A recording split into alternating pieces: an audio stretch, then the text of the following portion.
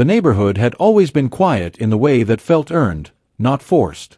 Wide sidewalks, mature trees, and a small community garden tucked between 2 rows of townhomes made the place feel alive rather than manufactured. That garden wasn't just decorative. Retirees tended it every morning, parents brought their kids on weekends, and more than a few families relied on its produce when money was tight. Behind my house, feeding the garden through a simple hose system, sat 2 large rainwater tanks. They collected runoff from my roof, filtered it, and stored it for dry days. Everything was permitted, approved years ago, and openly documented. No one complained. In fact, most people didn't even notice them anymore. That changed the day she did. She introduced herself as the new HOA compliance liaison, though everyone quickly learned she preferred to be called by her title rather than her name. Clipboard always in hand, she walked the neighborhood like it owed her something. The first time she stopped at my fence, she didn't ask a single question. She stared at the tanks, made a few aggressive checkmarks, and announced they were an aesthetic violation. I calmly explained what they were for and how they supplied the community garden. I even offered to email her the approval documents. She waved it off, saying policies had evolved and that she'd be in touch. Her tone wasn't curious or cautious, it was final. 2 days later, the violation notice arrived. The letter was thin, but the language inside was heavy with authority. It claimed the tanks were unauthorized external storage units and demanded removal within 72 hours or the HOA would take corrective action. No mention of permits. No reference to the garden. Just a neat block of text and her signature at the bottom. I sent the documents anyway. Permits, emails, even photos from the original HOA meeting where the tanks were approved. I never received a response. Instead, I noticed her standing across the street the next afternoon, taking pictures with her phone. When I asked if there was a problem, she smiled and said, "We'll handle it." That was when things started to feel wrong. Neighbors began asking why the garden's watering schedule had changed. The hoses were still there, but I'd been told not to use the tanks while the review was ongoing. Plants started to droop in the heat, and volunteers carried buckets from their own homes to keep seedlings alive. I tried contacting the HOA board directly, but my emails bounced between inboxes with no answers. Meanwhile, the compliance notices kept coming, each one more threatening than the last. Fines were mentioned. Legal action was hinted at. And always, her name was at the bottom. Then, one morning, I woke up to an empty concrete pad behind my house. The tanks were gone. No warning. No knock. No call. Just scraped marks on the ground where they'd been unbolted and hauled away. A neighbor said she'd seen a truck before sunrise, with someone pointing and giving instructions. By the time I reached the garden, word had already spread. People stood silently, staring at the dry soil, confused and angry. And as I looked at the wilting plants and the missing water line, one thought hit harder than anything else. She had no idea what she'd just destroyed. By mid-morning, the community garden no longer felt like a peaceful corner of the neighborhood. It felt like a crime scene. The soil was already cracking under the sun, dark patches fading into dust where water should have soaked in. Volunteers moved quietly between the rows, lifting leaves, checking roots, shaking their heads. One older man stood staring at the tomato plants he'd nurtured since spring, his hands hanging uselessly at his sides. A young mother explained to her daughter why the strawberries were wilting, her voice strained. This wasn't just about plants. For some families, this garden filled real gaps: fresh food, routine, dignity. And now, in less than a day, all of it was slipping away. I tried calling the HOA office again. Straight to voicemail. Emails went unanswered. When I finally reached someone on the board, they sounded surprised, too surprised. They claimed no removal had been approved yet and promised to look into it. That was the first crack in the story. Within an hour, a neighbor forwarded me a grainy clip from their security camera. It showed a flatbed truck parked behind my house just before dawn. 2 workers unbolted the tanks while a woman in a bright jacket stood nearby, pointing and gesturing. Even from a distance, the posture was unmistakable. Clipboard tucked under one arm, phone in the other. Watching the job like a supervisor, making sure nothing was left behind. When confronted with the footage, she didn't deny it. She replied with a short, icy email stating the HOA had exercised its right to immediate corrective action due to non-compliance. She claimed the tanks posed a potential hazard, and that any consequences were unfortunate but necessary. There was still no mention of permits. No acknowledgement of the garden. When residents began replying asking where the water was supposed to come from, asking who authorized this, asking how many fines would cover dead crops, she stopped responding altogether. Instead, a new notice went out reminding everyone that unauthorized communication with board members could result in penalties. That was when anger turned into something sharper. By the afternoon, the garden was officially in trouble. The emergency backup hose barely reached half the beds. Leaves curled inward. Herbs browned at the edges. Someone suggested bringing in water from outside the neighborhood, but the cost added up fast. A retired couple admitted they depended on the garden for most of their produce. Another resident quietly said the excess food was donated every month. None of that appeared in HOA records. None of it mattered to policy language. But it mattered to the people standing there, watching weeks of work unravel because someone decided the view mattered more than the function. That evening, a city environmental inspector pulled up in an unmarked car. A complaint had been filed, not by me, but by a neighbor who recognized the tanks as part of a registered rainwater harvesting system. The inspector walked the property, took photos of the empty pad, and asked a single question that made the room go quiet: "Who ordered the removal?" When I showed the permits and the email trail, his expression changed. He nodded slowly, said he'd be in touch, and left without another word. And somewhere inside the HOA, someone finally realized this wasn't just a garden problem anymore. It was a legal one. The silence from the HOA didn't last long after the inspector's visit. By the next morning, my inbox was flooded with emails marked urgent, each one more frantic than the last. Board members who hadn't responded in weeks suddenly wanted phone calls, explanations, copies of documents they already had. One asked, carefully, whether the city had raised any concerns. Another suggested the tank removal might have been miscommunicated. No one used her name. It was as if saying it out loud might make things worse. The confident authority from earlier in the week had vanished, replaced by careful language and nervous punctuation. She, however, doubled down. In a message sent only to the board and later forwarded to me by mistake, she insisted the tanks were removed under established HOA discretion and accused residents of emotional exaggeration.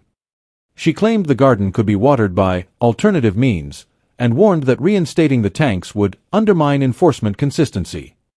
When the inspector followed up requesting documentation authorizing immediate removal, she sent a scanned policy page with key sections highlighted. Unfortunately for her, the policy referenced temporary violations, not permanent infrastructure, and made no mention of confiscation. That distinction became very important very quickly.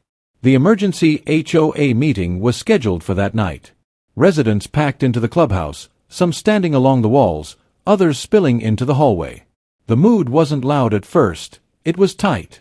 She stood at the front with a practiced smile, opening with a speech about maintaining standards and difficult decisions. But the room shifted when a board member interrupted her mid-sentence, asking who exactly approved the removal. She answered vaguely, gesturing toward the board as a whole. That's when someone projected the security footage onto the wall.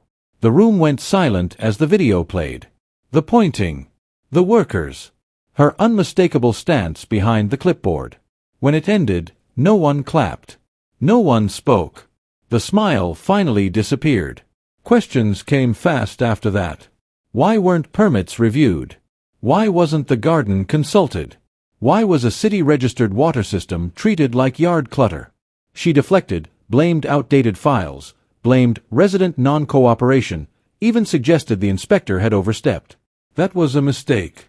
One board member quietly read the inspector's follow-up email aloud, including the line stating the removal may constitute environmental interference. The word liability hit the room like a dropped plate. Suddenly, people weren't arguing about gardens anymore. They were calculating risk. By the end of the meeting, the tone had completely flipped. The board voted to suspend all enforcement actions related to the tanks pending legal review. Someone proposed immediate restoration, but the motion stalled when it became clear the tanks had already been disposed of. Faces hardened. Voices rose. A resident stood up and announced they had contacted a local legal aid group on behalf of the garden volunteers. Another mentioned small claims court. A third asked, plainly, whether the HOA's insurance would cover unauthorized removal. She sat down for the first time that night, silent, eyes fixed on the table. 2 days later, a certified letter arrived. It wasn't from the HOA. It was from the city, formally requesting records and notifying the association of a potential hearing. The board forwarded it with a single sentence, "We need to talk." And just like that, the situation she tried to control with a clipboard and a truck was heading somewhere she couldn't manage anymore, straight into a courtroom. The courtroom was smaller than I expected, but somehow heavier. The kind of room where every sound carries and every pause feels deliberate. The HOA representatives sat together at one table, their lawyer whispering urgently while flipping through a thin stack of papers. She sat at the end, spine straight, chin lifted, wearing the same expression she'd worn in the neighborhood, confident, controlled, certain she belonged there. When the judge entered, the room snapped to attention. And from the very first question, it was clear this wasn't going to be a friendly discussion about landscaping preferences. She testified first. With rehearsed ease, she explained her role as compliance liaison and described the rainwater tanks as unauthorized structures that violated updated HOA standards. She spoke quickly, as if speed might substitute for substance. According to her, the removal was necessary to protect property values and enforce uniformity. When asked whether she had reviewed any permits, she said they were unclear. When asked whether the community garden had been considered, she dismissed it as informal and non-essential. The judge listened without interrupting, occasionally jotting notes, letting her talk herself into a rhythm that felt dangerously comfortable. Then the questions changed. The judge leaned forward and asked whether she was familiar with municipal rainwater harvesting regulations. She hesitated, then said enforcement fell under HOA jurisdiction. The judge asked again, more precisely, whether she knew those systems were protected under city environmental code. Silence. Our permits were entered into evidence next, followed by the approval emails from years earlier. The judge read them slowly, out loud, including the line stating the tanks were integral to the operation of the registered community garden. Her lawyer shifted in his chair. She stared straight ahead. The video footage came last. The courtroom screen flickered to life, showing the early morning removal. The judge watched without blinking. When it ended, he asked a single careful question, "Who authorized this action?" She answered, "I did, under HOA policy." That was it. No qualifiers. No deflection. The judge nodded once, then asked for the policy. When it was produced, he turned pages, then stopped. "This policy," he said, tapping the paper, "does not authorize confiscation or destruction of permitted infrastructure." He looked up. "It authorizes notice." The air left the room. Her lawyer requested a brief recess. It was denied. What followed was quiet but devastating. The judge explained, in plain language, that the HOA did not have authority to remove legally permitted systems without due process. He noted the environmental impact, the loss to the community, and the potential chilling effect on residents who relied on shared resources. When she tried to interrupt, just once, the judge raised a hand and said, "You've spoken enough." The phrase landed harder than any gavel strike. The confidence was gone now, replaced by something brittle and small. The judge leaned back and said he needed a moment to consider remedies. The room waited. No one whispered. No one moved. She finally looked down, hands folded tightly, as if trying to make herself invisible. Across the aisle, garden volunteers sat together, exhausted but hopeful. Whatever came next would matter, not just for the tanks, but for how far HOA power could go before someone stopped it. And when the judge looked back up, his expression made one thing clear: this was not going to end the way she expected. When the judge spoke again, his voice was calm but unmistakably final. He ruled that the HOA had acted outside its authority and violated both municipal environmental protections and basic due process. The removal of the rainwater tanks, he said, was unlawful. The association was ordered to pay for full replacement, including installation, permits, and any damages resulting from the loss of water to the community garden. He also mandated reimbursement for court costs and required the HOA to submit updated compliance training for anyone involved in enforcement. As for the person who authorized the removal, the judge made it clear, individual accountability was not optional when authority was abused. The shift in the room was immediate. The HOA lawyer nodded stiffly, already calculating damage control. Board members avoided eye contact with one another. She sat frozen, staring ahead as the consequences stacked up in plain language.